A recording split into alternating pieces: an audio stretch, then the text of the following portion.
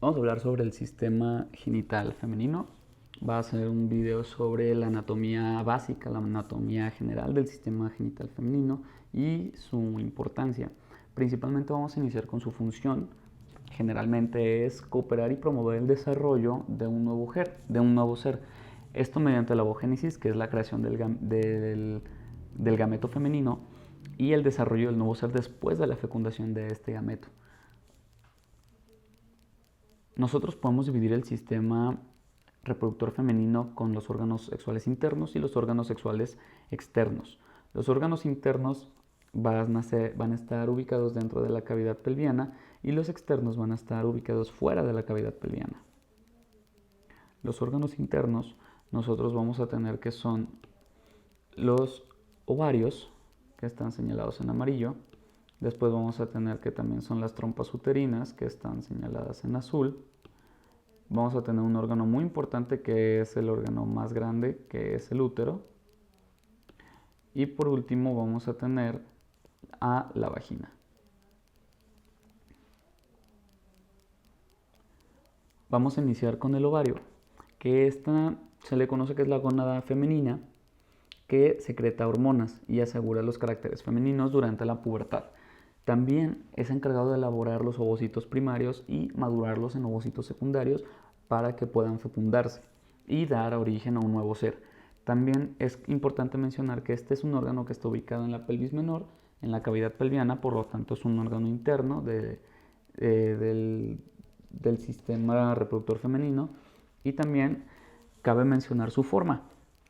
Se le conoce que tiene una forma de almendra con un tamaño de 3 centímetros a 5 y una longitud, con un tamaño de 3 a 5 centímetros de longitud y un espesor de 1 centímetro. Bueno, ¿y cómo se va a sostener el ovario dentro de la cavidad pelviana para que no esté móvil y que no se pueda lastimar? Bueno, la fijación del ovario va a ocurrir con 4 tejidos diferentes. El primero es el ligamento suspensorio del ovario, que es el más superior. Este ligamento suspensorio viene desde la pared pelviana y va a viajar hacia caudal para sostener todo el ovario. Este ligamento también, como podemos apreciar en el esquema, contiene la vena y la arteria ovárica. Después tenemos al mesosalpinx. El mesosalpinx es un tejido del perineo que está recubriendo la trompa de falopio. Entonces, si nosotros lo tendremos que señalar, es el tejido que está recubriendo toda la trompa y que se extiende un poco hacia abajo. Ese sería nuestro mesosalpinx. Y este se menciona principalmente por el mesoovario. El mesoovario es este tejido que, igual que el mesosalpinx, está recubriendo, pero ahora va a estar recubriendo a el ovario. Y tiene una pequeña prolongación hacia arriba para juntarse con el mesosalpinx. Otro ligamento que también tenemos que mencionar muy importante es el ligamento propio del ovario. El ligamento propio del ovario es este que estamos señalando y es el que se va a encargar de sostener el polo más inferior del ovario con el cuerpo del útero. Después vamos a mencionar un poco sobre la circulación del ovario. Vamos a tener que la principal arteria que va a nutrir el ovario es la arteria ovárica, que recordemos que es la que viene descendiendo por el ligamento ovárico. También una rama accesoria es la rama ovárica de la arteria uterina. Esta es una arteria que viene desde la arteria uterina, que viene ascendiendo por la pared del útero y que se va a unir con la arteria ovárica para formar esta rama.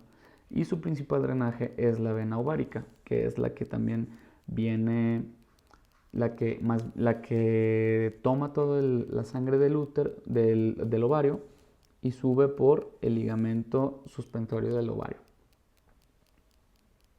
Cabe mencionar también algo muy importante, que es la ovogénesis, que es la creación del gameto femenino desde el periodo fetal. Entonces, desde el periodo fetal, con la gametogénesis y la ovogénesis, el feto va a crear sus ovogonias, que estas ovogonias, igual durante el periodo fetal, van a sufrir mitosis para generar los ovocitos primarios. Después los ovocitos primarios van a continuar con una meiosis para generar los ovocitos primarios en profase 1 y ahí es donde se van a quedar en un lapsus de pausa hasta la pubertad de la mujer.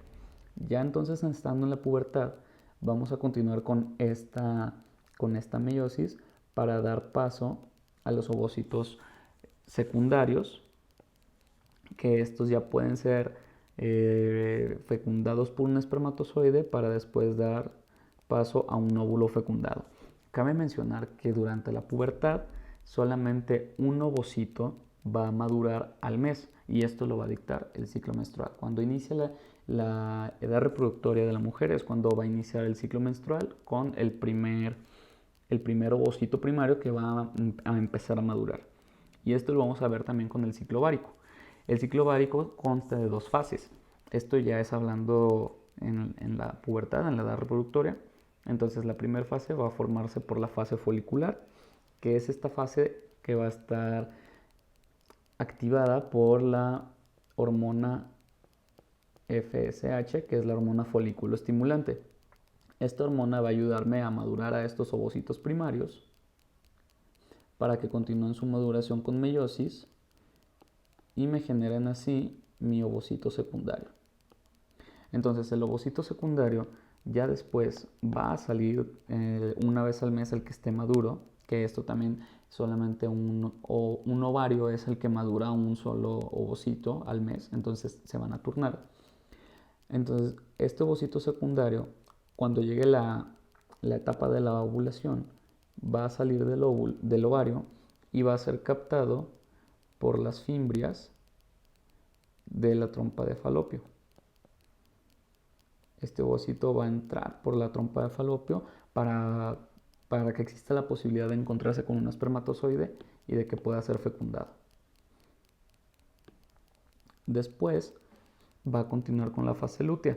Esta fase lútea va a ser promovida por la hormona LH, que es la hormona luteinizante. Esta la que me va a encargar es formar el cuerpo lúteo, que este va a ser encargado de generar hormonas también para promover el embarazo en caso de haber una fecundación. Vamos a continuar con la trompa uterina. Esta trompa uterina es un órgano que también se le conoce como salpinge, que se va a conectar con el útero por los cuernos uterinos y va a tener una porción que está acercada al ovario. Nunca está en conexión directa con el ovario, simplemente está acercada al ovario.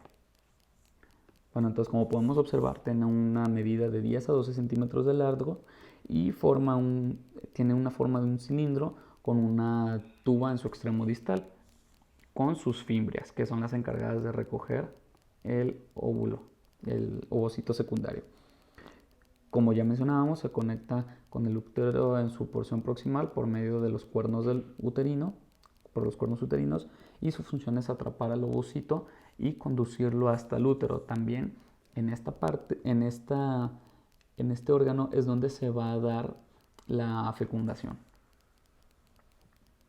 Y es aquí donde vamos a ver las porciones de la trompa uterina, que tiene 4 partes principales, que son las fimbrias, que ya las mencionamos, el infundíbulo, que es esta parte que está enseguida de las fimbrias, la ampolla, que esta es importante porque es donde se espera que se lleve a cabo el proceso de la fecundación, y por último el istmo. El istmo es esta parte que empieza a adelgazarse y es la que se conecta con el útero. Bueno, ¿cómo va a ser la fijación de la trompa uterina dentro del cuerpo? Va a ser principalmente por 2 tejidos diferentes, por el ligamento ancho y por el mesosalpinx. El mesosalpinx es el mismo que ya mencionamos, que como podemos observar es este tejido que está rodeando la trompa uterina y que la fija. Y el ligamento ancho es este ligamento que va a sostener incluso hasta el útero. Es este ligamento que discurre por la parte de atrás y por la parte inferior a la trompa uterina. La circulación de las trompas uterinas va a ser principalmente por las ramas tubáricas de la arteria ovárica, que recordemos que es la arteria que baja por el ligamento suspensorio y que se va a dividir en su rama ovárica, pero también se va a dividir en su rama tubárica. Y a igual forma del ovario, el drenaje venoso va a ser dada por la vena tubárica, que también es una rama de la vena ovárica y de las venas uterinas.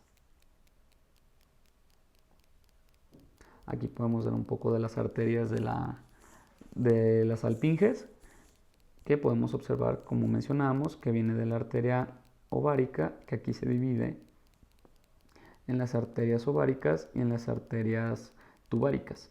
Y también a su vez de la arteria uterina, que va a subir y se va a dividir en arterias, en arterias uterinas de la rama ovárica y de la rama tubárica.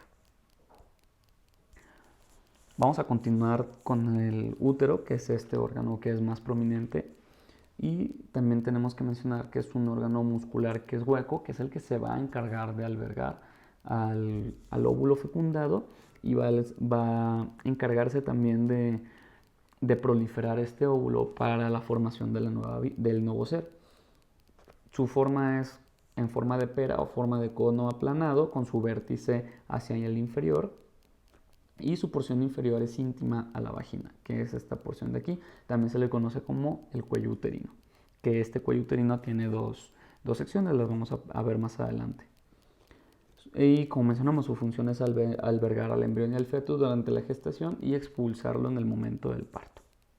En caso de no haber una fecundación, dependiendo y al transcurrir el ciclo menstrual, las paredes que están internas del útero son las que se van a desprender, van a generar un sangrado, que es lo que va a generar el periodo menstrual o la menstruación.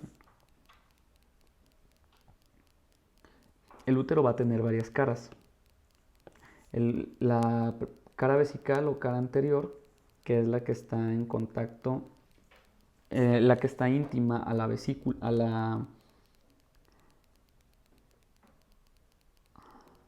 a la vejiga, es la que está en contacto con la vejiga. Después va a tener una cara intestinal o posterior, que es la que está en contacto con el recto, que discurre por la parte posterior. Después el fondo del útero, que es la que se encuentra por la parte superior del útero. Los bordes laterales, que serían los que se encuentran de este lado, que son los que están íntimos con los cuernos uterinos y con los ligamentos propios del ovario. El istmo, que es esta parte donde el útero empieza a ensancharse. Y por último, el cuello uterino, que es la que se conecta con la vagina. También podemos ver aquí más detalladas algunas capas, por ejemplo, el fondo del útero, los cuernos uterinos izquierdos y derechos, las paredes laterales del cuerpo uterino, el istmo, que es donde se ensancha, y el cuello uterino, que abarcaría toda esta zona. El cuello uterino tiene, como podemos observar, una porción uterina y una porción vaginal. La porción vaginal es la que se conoce como el fornix, que es donde se encuentra el cervix, y la porción vaginal, que es donde está el istmo. El útero tiene principalmente 3 capas, que son las que vamos a observar de adentro hacia afuera. Tenemos el endometrio, que es la capa funcional del útero, que es la que se va a proliferar al momento del periodo menstrual, y la que va a albergar y va a nutrir al nuevo ser en caso de haber una fecundación. Después tenemos el miometrio, que es esta capa muscular que se va a encargar de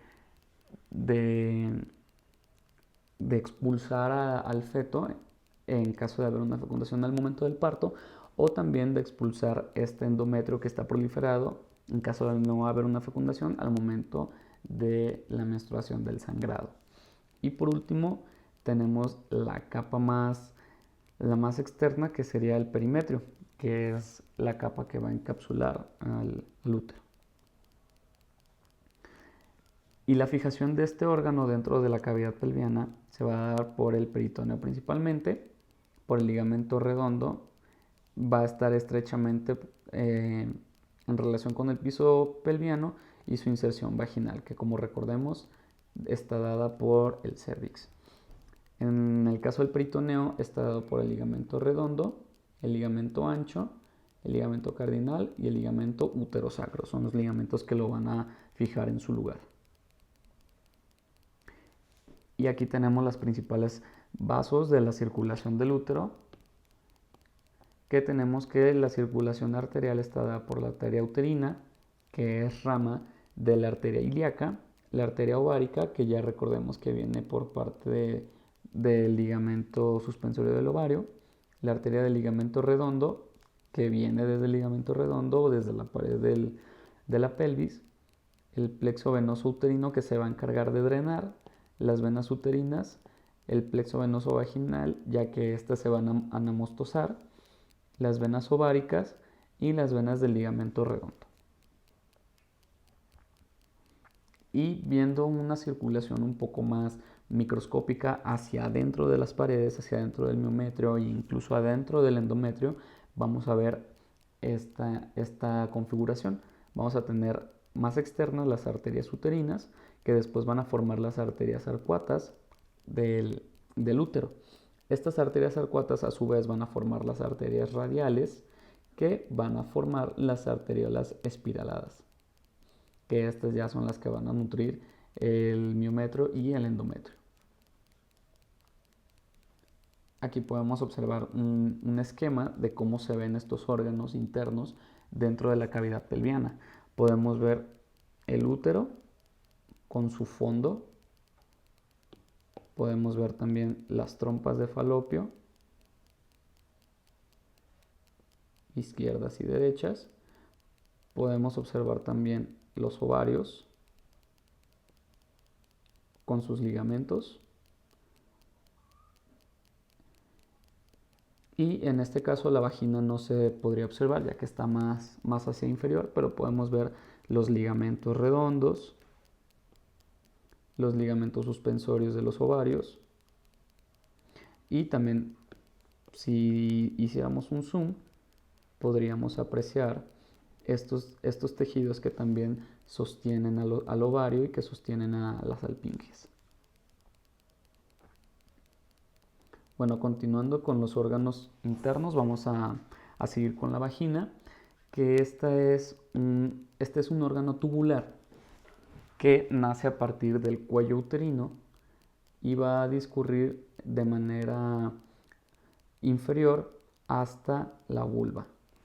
Tiene una longitud de 8 a 10 centímetros, pero cabe mencionar que tiene una capacidad elástica muy notoria. Tiene una capacidad elástica muy grande, ya que debe albergar al pene al momento del coito, y debe ser capaz de estirarse para poder dar paso al bebé al momento del parto. Bueno, podemos apreciar las porciones de la vagina. Tenemos el fornix, que es esta parte de la vagina donde ocurre un pliegue, que es donde se va a insertar el cuello uterino. Después vamos a tener como tal la pared vaginal, que la pared vaginal va a contar con sus pliegues rugosos, que son los encargados de ayudar a la elasticidad de la vagina, y también por la parte externa vamos a tener lo que son las arterias vaginales.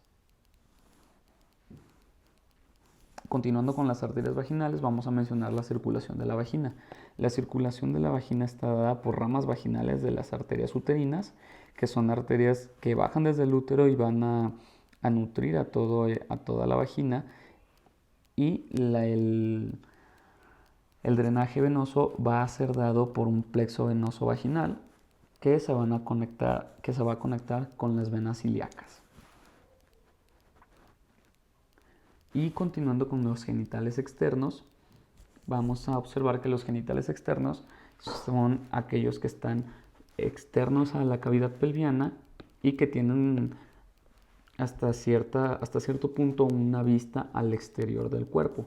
Vamos a observar que los genitales externos están constituidos por el monte de Venus, que es una capa de tejido graso que también alberga folículos pilosos, que son los encargados de generar el vello púbico.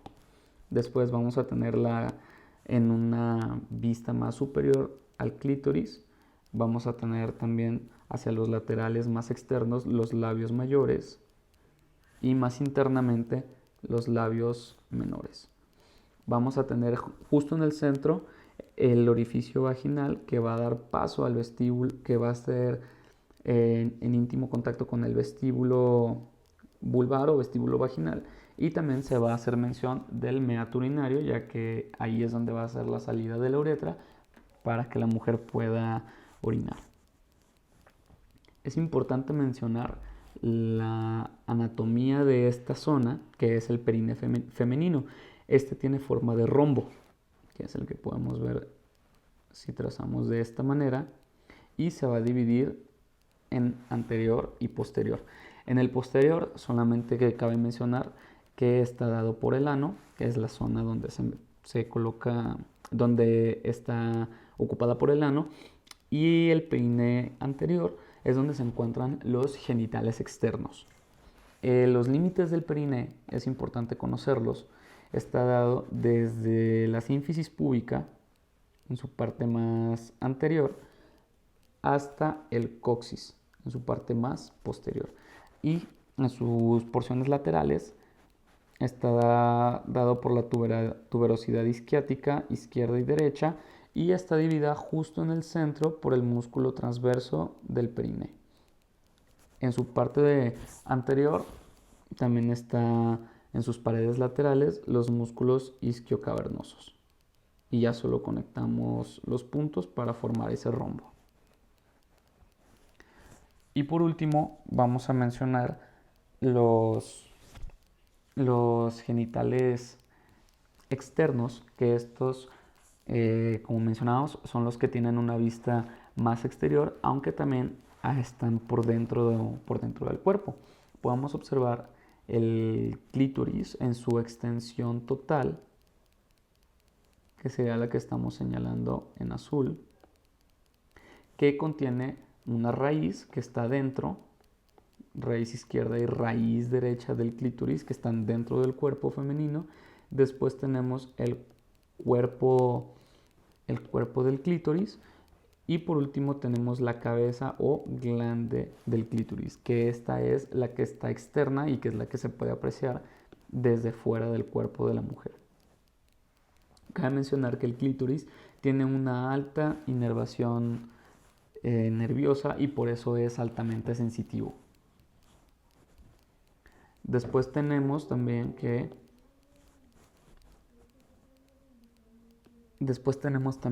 a los labios menores, que estos son más íntimos, son más íntimos al vestíbulo de la vagina, y tenemos también la abertura vaginal. También se menciona el orificio de la uretra y el glande del clítoris, que es este capuchón o prepucio. También tenemos lo que son las glándulas de Bartolino con sus respectivas aberturas, que estas se van a encargar de tener húmeda y tener lubricada la entrada de la vagina al momento de haber alguna penetración, que esto es dado por la excitación. Y más profundamente tenemos el bulbo del vestíbulo, que al mismo tiempo que el cuerpo cavernoso del clítoris, estos son cuerpos que son eréctiles. Y eso sería todo por la anatomía básica del sistema reproductor femenino.